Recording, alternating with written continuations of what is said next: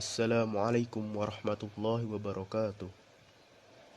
Innal hamdalillah nahmaduhu wa nasta'inuhu wa nastaghfir wa na'udzu billahi min sururi anfusina wa min sayyiati a'malina may yahdihillahu fala mudhillalah wa may yudlilhu fala hadiyalah. Asyhadu an la ilaha illallah wa asyhadu anna Muhammadan abduhu wa rasuluhu la nabiyya wa la rasula ba'da amma ba'd. Qala Allah Ta'ala fil Qur'anil Karim ba'da a'udzu billahi minasy syaithanir rajim. Bismillahirrahmanirrahim. Ya ayyuhalladzina amanu taqullaha haqqa tuqatih wa la tamutunna illa wa antum muslimun. Allahumma arhamna bil Qur'an. Awalan hayya bina nashkurullaha azza wa jalla alladzi qad a'tana ni'aman katsiratan wa jisman sahihan wa ilman nafi'an hatta nastati' an najtami'a fi hadzal waqt al-mubarak insyaallah.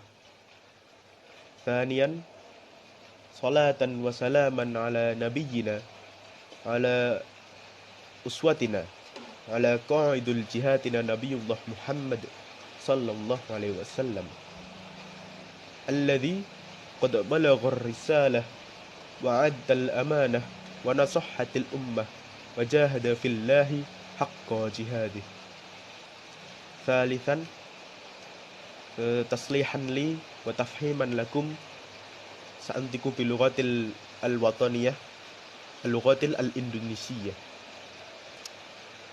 Di sini saya selaku moderator dan juga perwakilan dari kelompok 8 sangat berterima kasih kepada Bapak Abdul Halim STHI M.Hum yang mana telah memberikan kami kesempatan untuk menyampaikan hasil diskusi kami, juga sharing-sharing kepada teman-teman sekalian, yaitu dengan tema metode mengajar.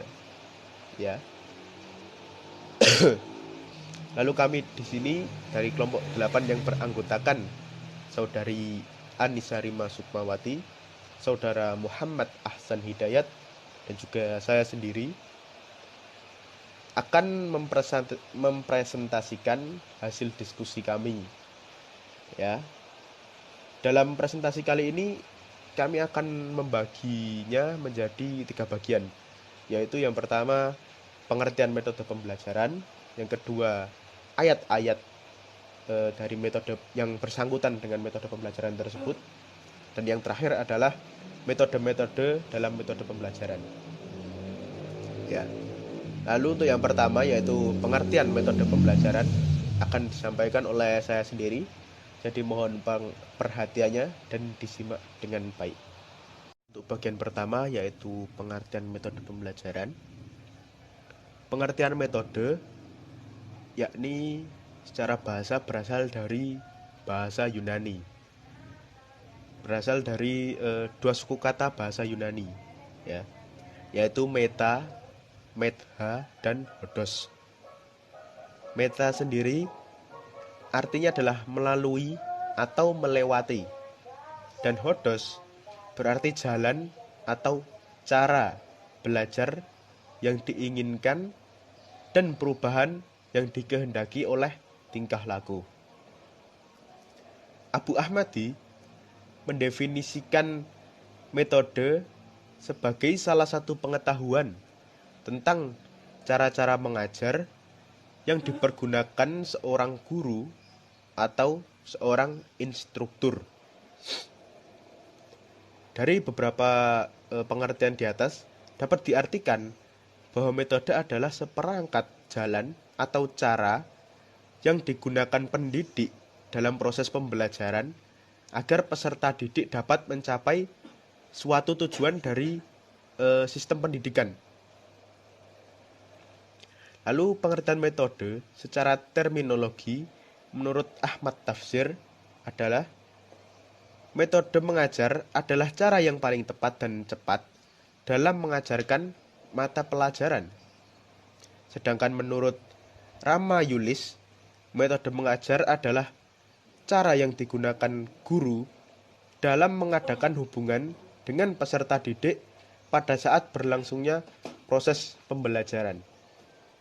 Dengan demikian dapat kita simpulkan bahwa metode pembelajaran itu adalah suatu proses, suatu cara yang dilakukan oleh pendidik, oleh guru untuk membangun suatu hubungan dengan peserta didik pada saat berlangsungnya proses pembelajaran, yaitu ketika sedang misal KBM dan sebagainya. Itu bagaimana cara seorang pendidik membangun hubungan yang aktif dengan peserta didiknya. Lalu untuk bagian yang kedua, penjelasan materi yaitu tentang ayat-ayat yang berhubungan dengan metode pembelajaran akan disampaikan oleh Saudara Muhammad Ahsan Hidayat. Waktu dan tempat saya persilahkan. Monggo. Ayat-ayat Al-Quran tentang metode pendidikan. Yang pertama, Quran Surat An-Nahl ayat 125 yang berisi tentang kewajiban belajar dan pembelajaran. Yang artinya, serulah manusia kepada jalan Tuhanmu dengan hikmah dan pelajaran yang baik, dan bantalah mereka dengan cara yang baik. Sebenarnya perintah untuk belajar dapat dilihat kembali dalam kitab Allah Subhanahu wa Ta'ala tentang perintah beriqra, dan perintah untuk mengajar dapat dilihat dalam Quran Surat An-Nahl ayat 78. Sedangkan dalam praktiknya ada di dalam Quran Surat Luqman ayat 12-19. Pada hakikatnya, ayat-ayat tersebut berkenaan dengan kewajiban belajar dan mengajar melalui proses pendidikan. Terkhusus untuk Quran Surat An-Nahl ayat 125 adalah berkenaan dengan kewajiban belajar dan pembelajaran serta metodenya. Dalam ayat ini Allah Subhanahu wa Ta'ala menyuruh dalam arti mewajibkan Nabi Muhammad SAW dan umatnya untuk belajar dan mengajar dengan menggunakan metode pendidikan yang baik. Dari ayat ini dapat dikolerasikan dengan metode belajar dan pembelajaran berdasarkan konsep Qur'ani. Yang kedua, Quran Surat Al-Ma'un ayat 1-3. Surah Al-Ma'un termasuk dalam surat Makkiyah yang terdiri dari 7 ayat yang isinya berupa kecaman Allah Subhanahu wa Ta'ala terhadap mereka yang berkemampuan tetapi enggan dan tidak menganjurkan memberi dengan barang yang berguna. Yang artinya, ayat pertama, tahukah kamu orang yang menisahkan agama?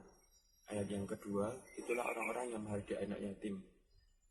Ayat ketiga, dan tidak menganjurkan memberi makan orang miskin.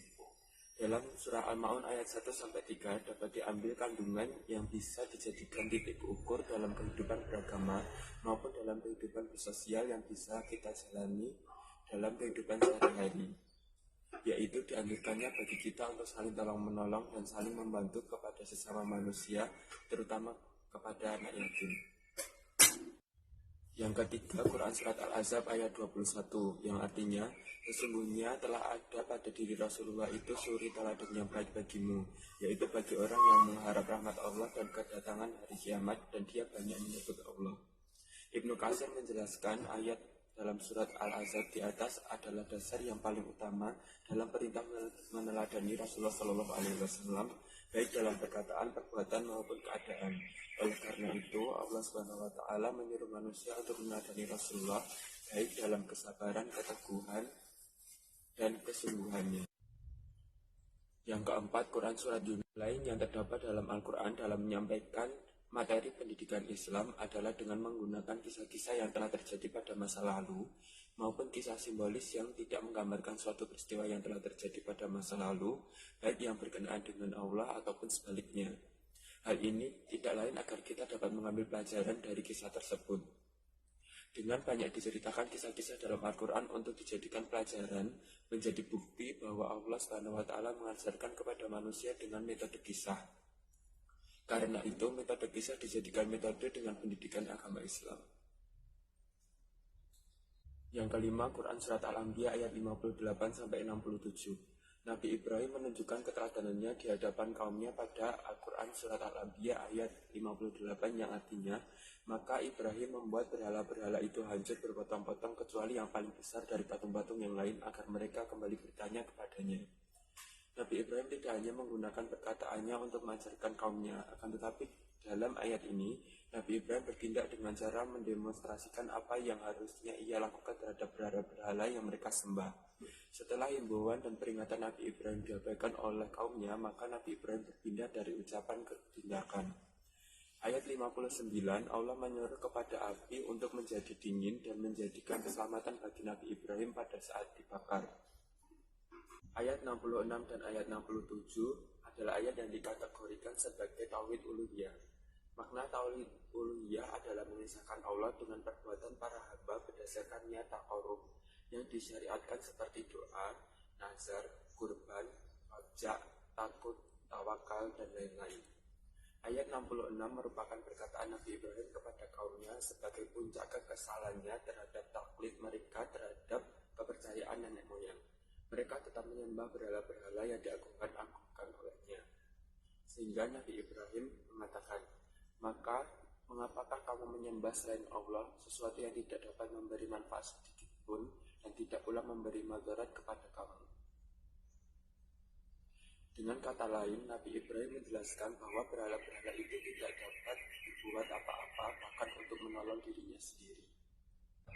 Menurut Ibnu Katsir, kaum Ibrahim tidak memahami kesesatan dan kekafiran luar biasa yang telah mereka lakukan. Dari ayat tersebut menegaskan bahwa hanya Allah SWT yang berhak dan patut disembah oleh makhluk-makhluknya.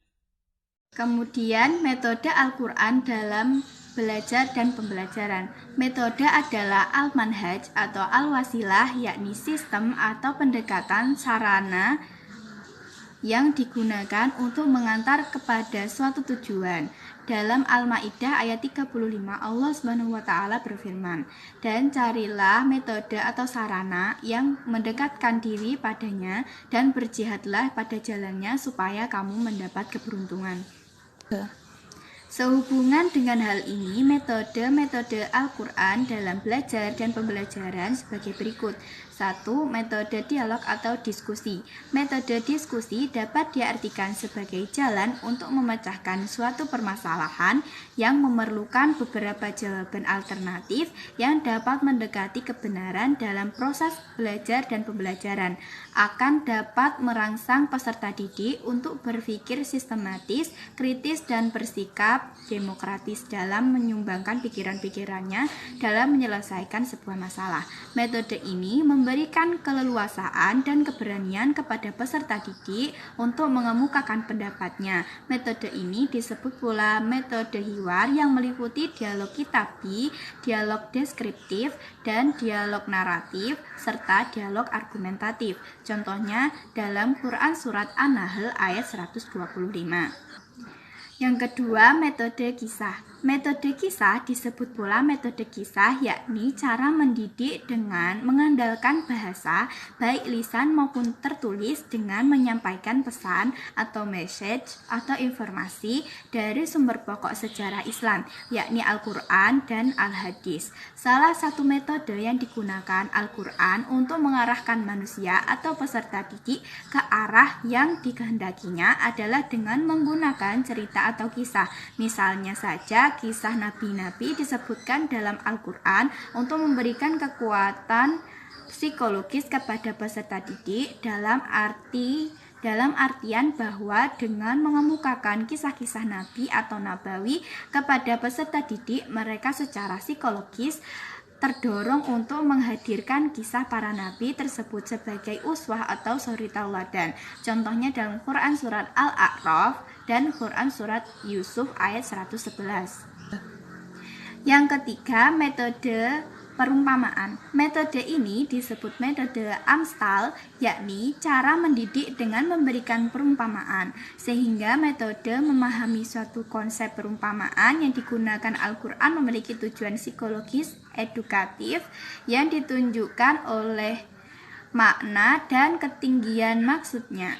Dampak edukatif dari perumpamaan Al-Quran diantaranya adalah mempengaruhi emosi yang sejalan dengan konsep yang diumpamakan, maupun menciptakan motivasi yang menggerakkan aspek emosi dan mental peserta didik. Contohnya dalam Quran Surat Ibrahim ayat 24-25. Yang keempat, metode keteladanan.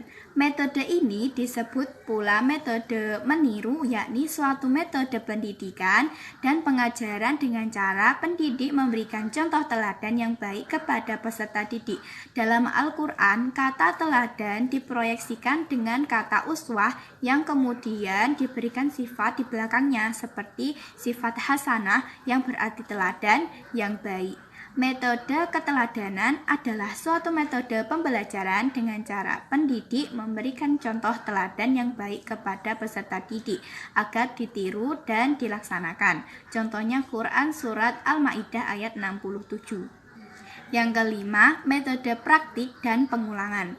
Metode ini disebut pula metode praktek dan pengulangan, yaitu suatu metode pendidikan dan pembelajaran dengan cara pendidik memberikan ulangan, misalnya latihan praktek sholat dan atau dalam bentuk sifat semester. Untuk menguasai suatu materi pendidikan secara praktis diperlukan latihan teratur dan berulang-ulang. Dengan latihan teratur, maka pengetahuan dan keterampilan tertentu tidak saja dapat dikuasai secara sempurna, tetapi juga selalu siap untuk dipergunakan.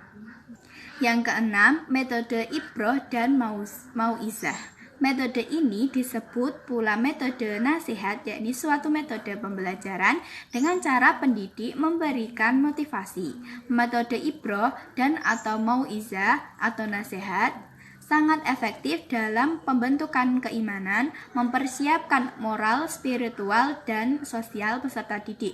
Nasihat dapat membukakan mata peserta didik terhadap hakikat sesuatu, serta memotivasinya untuk bersikap luhur, berakhlak mulia, dan membekalinya dengan prinsip-prinsip Islam. Contohnya dalam Quran Surat Al-Anbiya ayat 66-67. Dan yang terakhir adalah metode targhib dan tarhib. Istilah targhib dan tarhib dalam Al-Quran berarti ancaman atau intimidasi melalui hukuman yang disebabkan oleh suatu dosa kepada Allah dan Rasul-Nya.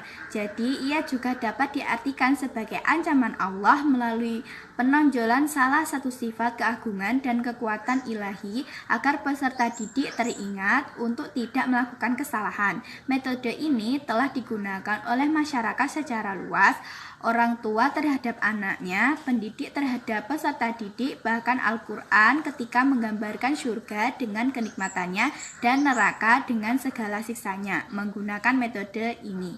Contohnya dalam Quran Surat Al-Anbiya ayat 54-70. Makna dan ketinggian maksudnya.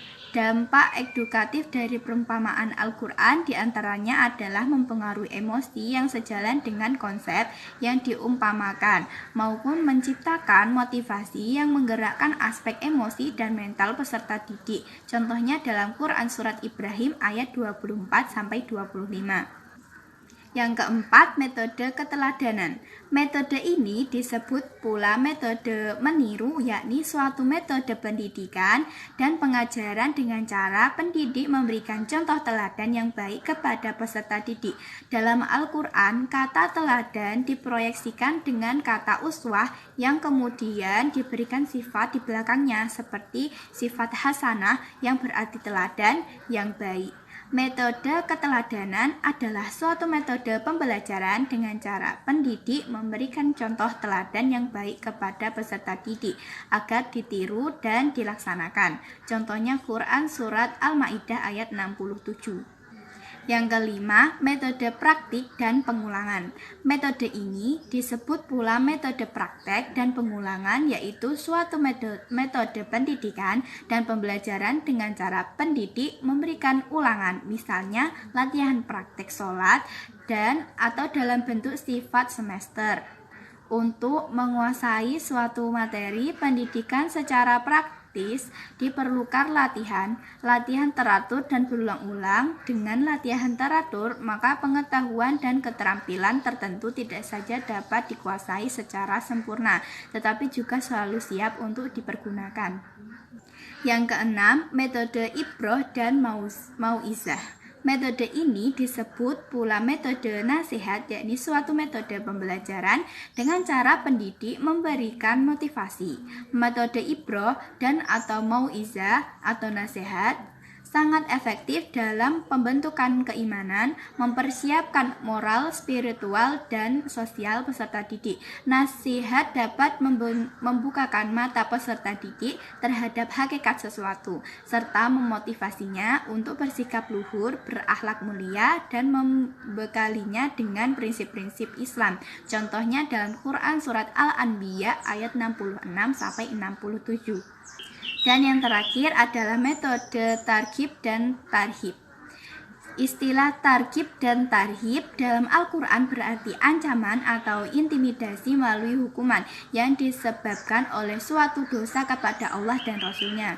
Jadi ia juga dapat diartikan sebagai ancaman disebabkan oleh suatu dosa kepada Allah dan Rasul-Nya.